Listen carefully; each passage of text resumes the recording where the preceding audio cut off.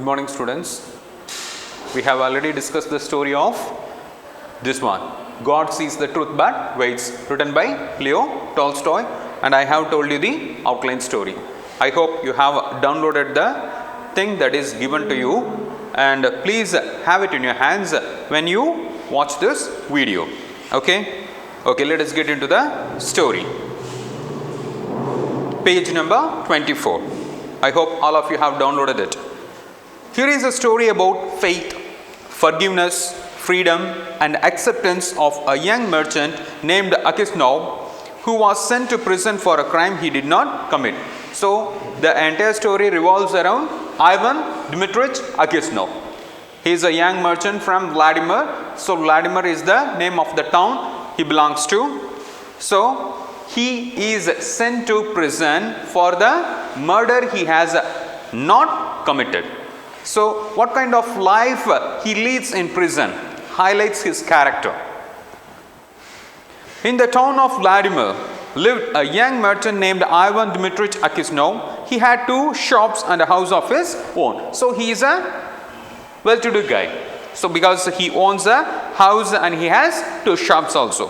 Akisnov was a handsome, fair-haired, curly-headed fellow, full of fun and very fond of singing. So he is a very handsome person, and moreover he has got curly hair, and everybody loves him because he leads a happy-go-lucky life.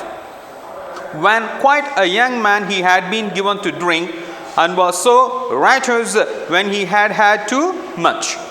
But after he married, he gave up drinking except now and then. So before the marriage, before he got married, he used to drink and used to get involved in some unwanted activities. But after the marriage, he gave up drinking. So he would drink just now and then, which means very occasionally. He would drink occasionally. One summer, Akisnov was going to the Nizhny Fair. Nizhny is the term that is referring to a very famous city in Russia. So he would like to sell his goods at the fair. And as he bade goodbye to his family, his wife said to him, Ivan Dmitrich, do not start today. I have had a bad dream about you. When he is about to leave, his wife asks him not to go that day. And she adds, she has had a very bad dream about him. Akisnov laughed and said, you are afraid that when I get to the fair, I shall go on a spree. Which means, I know why you say like this. So, I wouldn't go there like an alcoholic person. So, you need not worry about it. He simply ignores the warning given to him by his wife. His wife replied, I do not know what I am afraid of. All I know is that I had a bad dream. So, she doesn't know how to explain it to her husband, but she insists that she has had a bad dream. I dreamt you returned from the town, and when you took off your cap, I saw that your hair was quite grey. And she says that when he returned, he was seen with the grey hair. Akisnov laughed. That's a lucky sign. So he takes it this way. So he thinks it is a symbol of luck. See if I don't sell out all my goods and bring you some presents from the fair. So he promises that he will be selling all his goods and assures that some precious presents will be brought to her from the fair. So he said goodbye to his family and drove away. So he starts his journey.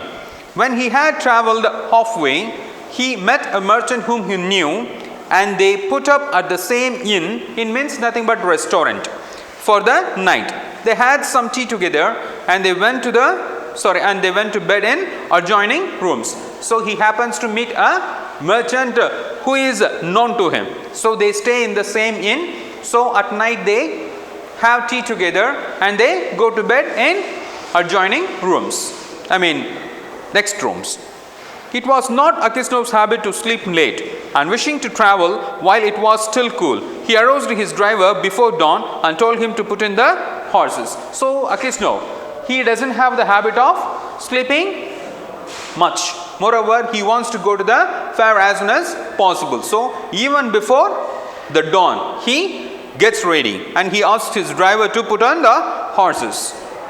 Then he made his way across to the landlord of the inn, so owner of the inn, who lived in a cottage at the back, paid his bill and continued his journey. So he meets the landlord and he pays the bill and he starts leaving. When he had gone about 25 miles, he stopped for the horses to be fed, because horses are to be fed, then only they can be used for traveling. Akisno rested a while in the passage of the inn. Then he stepped out into the porch. Porch means entrance. And ordering a samovar to be heated. It means, it refers to a metal urn that is used to prepare tea or something hot. Got out his guitar and began to play. As I have already told you, he is a happy-go-lucky person. This is the lifestyle of Akisno. He is a very jolly person. So he starts playing the guitar because he wants to enjoy the journey, because he is very happy that he will be selling all his goods at the fair. Suddenly a troika. Troika, what do you mean by troika? So in this story, you will be finding a lot of terms from Russia. Russian terms will be here. Troika is also a Russian term. So it refers to a carriage drawn by 3 horses. Suddenly a troika drove up with tingling bells of an official alighted, followed by 2 soldiers. So there comes a troika and an officer comes out of that carriage and he is followed by 2 soldiers.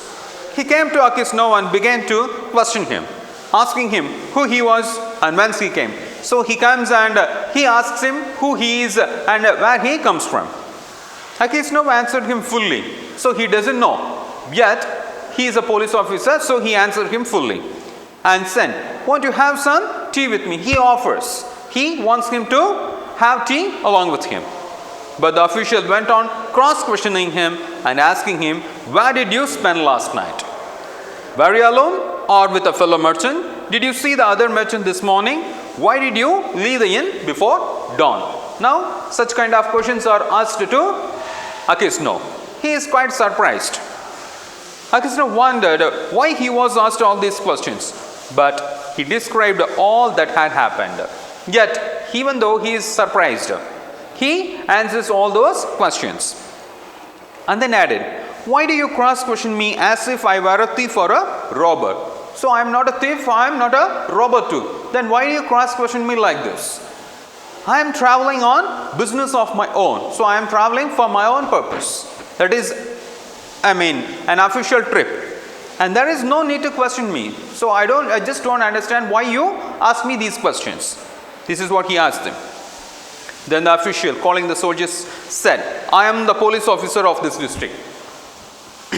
And I question you because the merchant with whom you spent last night has been found with his throat cut. We must search your things." Now only he is given the reason. "So we question you because the merchant with whom you spent last night has been found with his throat cut." So he was killed. He has been killed. So that's why they have come here to question him. They entered the house. The soldiers and the police officer unstrapped Akisno's luggage and searched it. Now the search is going on. So they would like to find some evidence. Suddenly the officer drew a knife out of a bag, crying, "Whose knife is this?" So all of a sudden, a blood-stained knife is found in the bag of Akisno. Akisno looked, and seeing a blood-stained knife taken from his bag, he was frightened. So he looks totally frightened because it doesn't belong to him. Moreover, he doesn't know how it has been there. How is it there is blood on this knife? Now he is questioned about the blood-stained knife.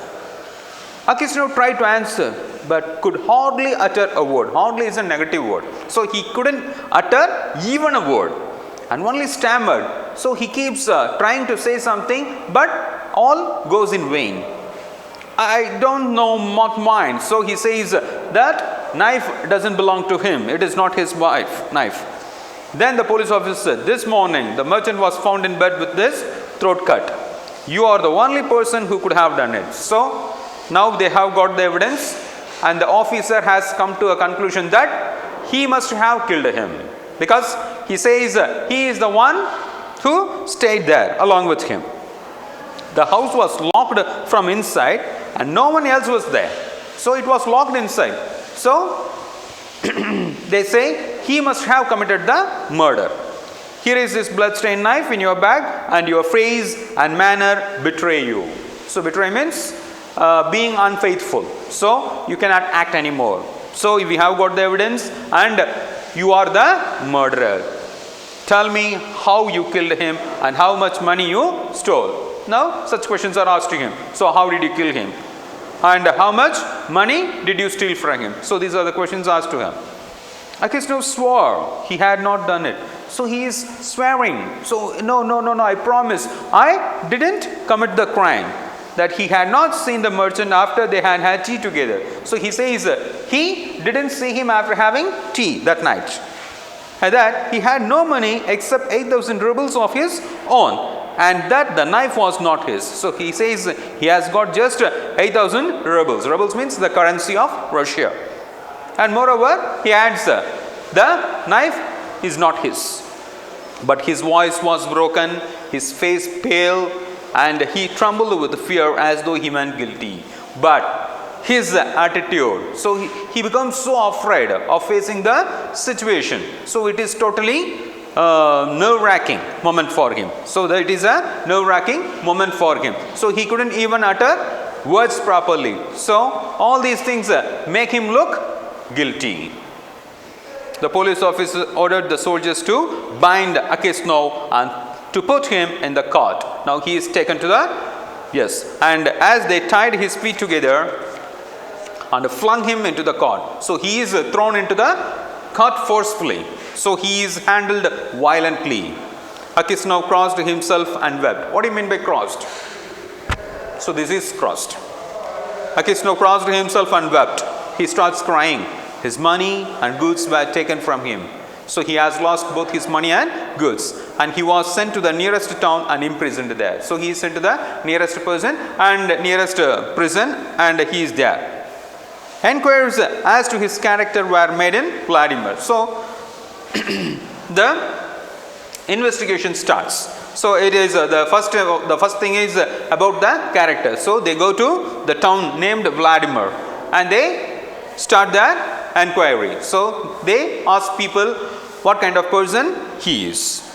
The merchants and other inhabitants, people who live in that area or the town of that town, said that in former days he used to drink and waste his time, but that he was a good man.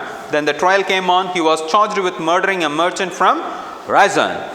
It is also a city in Russia, and robbing him of 20,000 rubles.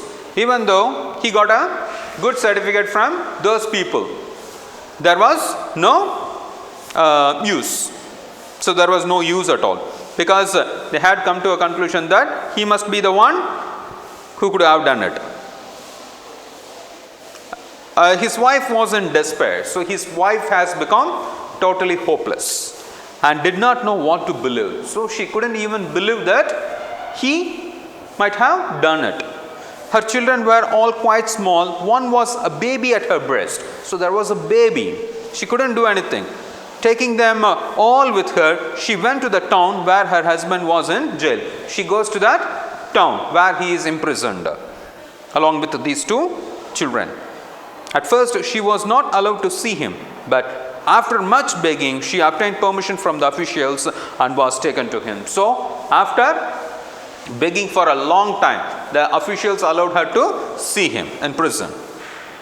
When she saw her husband in prison dress and in chains, shut up with the thieves and criminals, she fell down. She got fainted, because it is the very first time to see her husband in such prison dress and chains, and he is seen with thieves and robbers. She fainted and did not come to her senses for a long time. So she has taken a long time to get back her consciousness. Then she drew her children to her and sat down near him. She doesn't allow the children to get closer to Akisno. And she sits. She told him of things at home and asked about what had happened to him. He told her all, and she asked, "What can we do now?" So he says what has happened. So now they are discussing what to do next.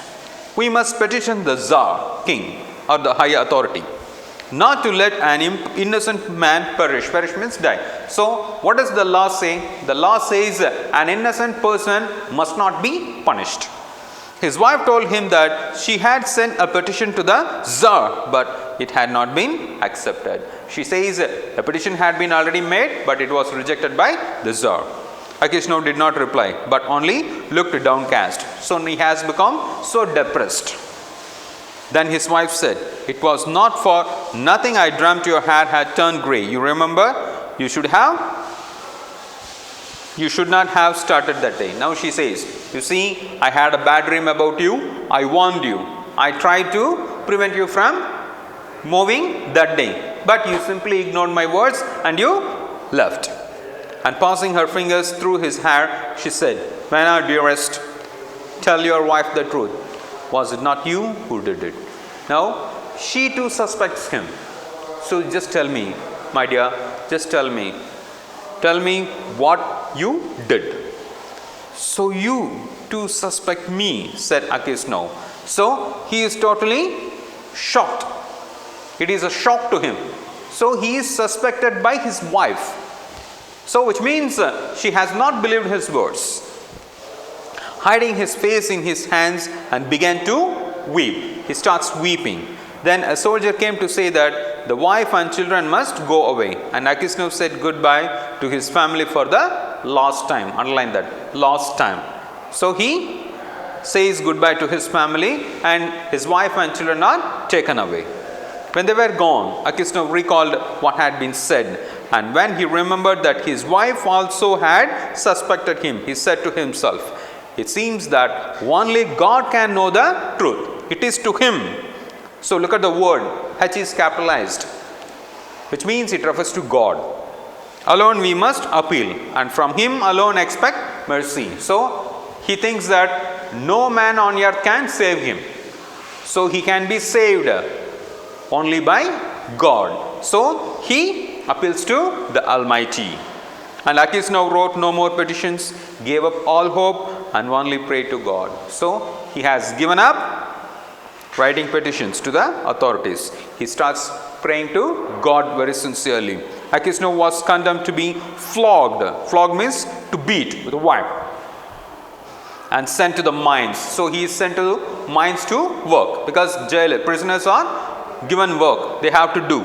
So he was flogged with a knot, and when the wounds made by the knot were healed, he was driven to Siberia with other convicts. So after getting healed, he is sent to Siberia along with other prisoners. For 26 years, Akhishno lived as a convict in Siberia. So not a year or 2 years or 5 years. He spends 26 years in Siberia as a convict. His hair turned white as snow, and his beard grew long, thin and grey, and his mirth means cheerfulness. So he doesn't have happiness anymore. He stooped, so he has become bent, and walked slowly, spoke little, and never laughed, but he often prayed. So he has changed his lifestyle. So he doesn't speak to others much. He spends much time on praying to God. In prison, Akhishno learned to make boots and earn a little money with which he bought the lives of the saints. So he had to prepare boots so that he could earn money. So with that money he bought a book, and the title is The Lives of the Saints. He read this book when there was light enough in the prison. So if it is a day, if it is daytime, he would read the book.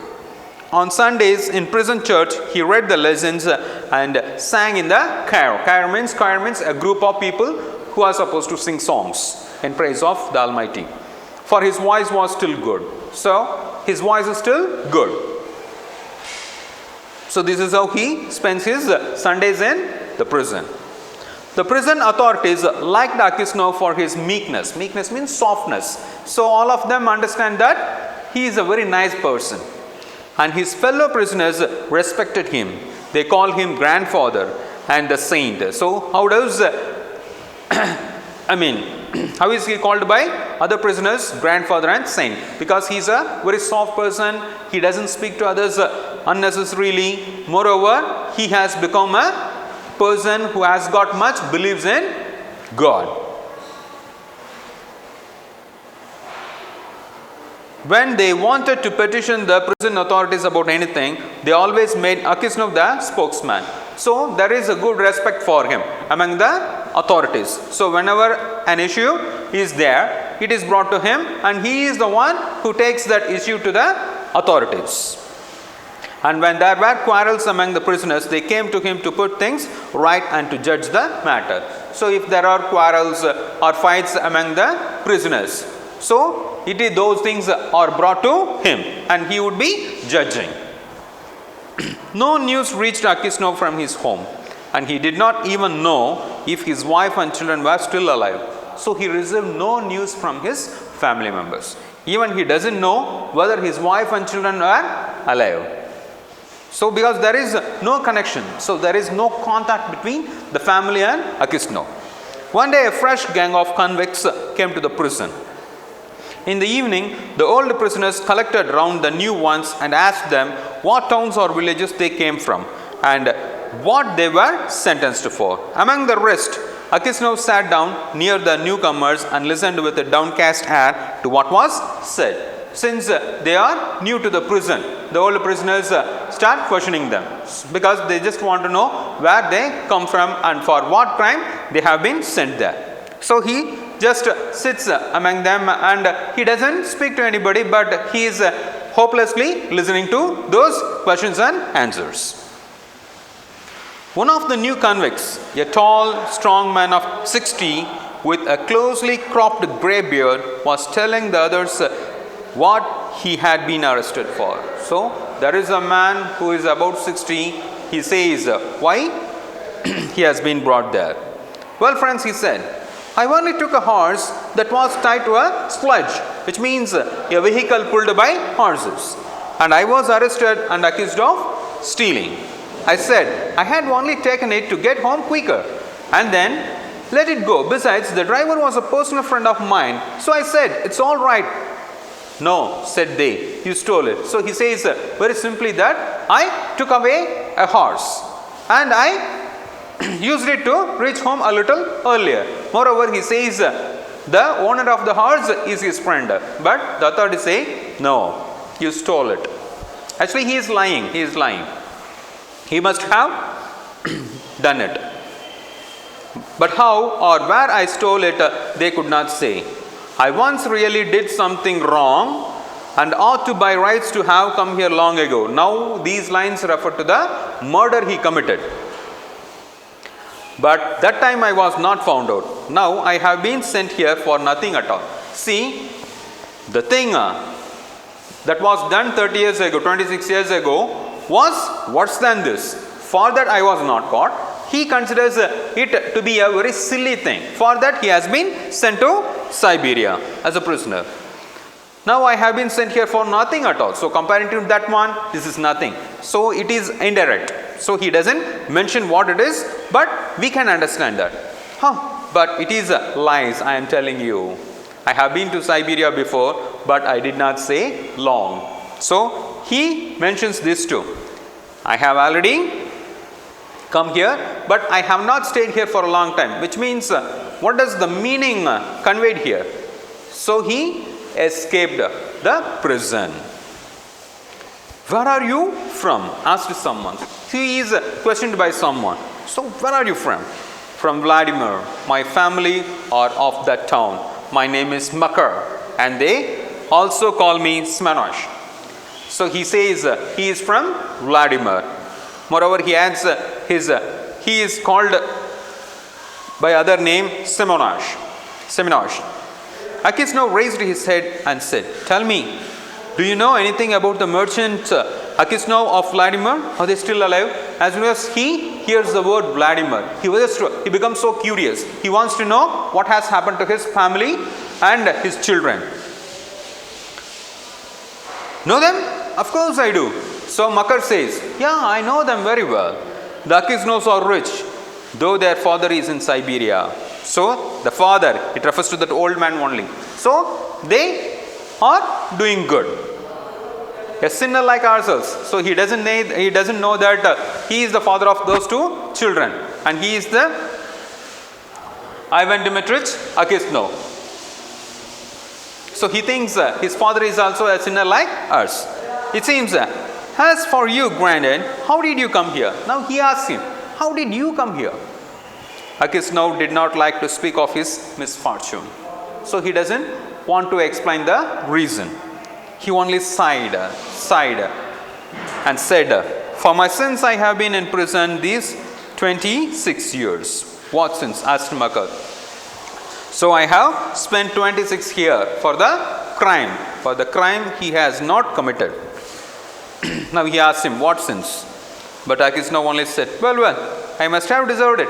So he says, he has accepted it because he couldn't find any other way. He would have said no more, but his companions told the newcomers how Akisno came to be in Siberia, and how someone had killed a merchant and had put the knife among Akisno's things, and Akisno had been unjustly condemned. So even though he doesn't say for what reason he has been there, he is given the answer by other prisoners. So it has come very clearly to Makar. When Makar heard this, he looked at Akisno, slapped his own knee and exclaimed, well, this is wonderful, really wonderful. But how old you have grown, granddad. So he knows that he is the one whom he saw at the inn. Now he has got everything. So he knows he is Ivan Dimitrich Akisno, a merchant from Vladimir, and he has been here for the crime he has not committed. The others asked him why he was so surprised and where he had seen Akisno before, but Makar did not reply. He only said, it's wonderful that we should meet here, lads. So he gets surprised and it makes others suspect him. Hey, have you seen Ivan before? And what do you know about him? So these are the questions asked to him. But he doesn't reply. He says, it is wonder to meet these people here. These words made Akisno wonder whether this man knew who had killed the merchant. So he has clearly understood that he could have known the person who murdered the merchant at the inn that night. So he said, perhaps, Smraj, you have heard of that affair. Affair means the matter. Or maybe you have seen me before. So you might have heard of that matter before, or you must have seen me before. How could I help hearing? The word is full of rumors, but it is a long time ago and I have forgotten what I heard. So he tries to manage. No, I don't remember those because it happened a long time ago. So I don't even remember what it was and what kind of a rumor that was. So he doesn't say anything very clearly. So with this I stop and we will continue in the next class. Thank you, students.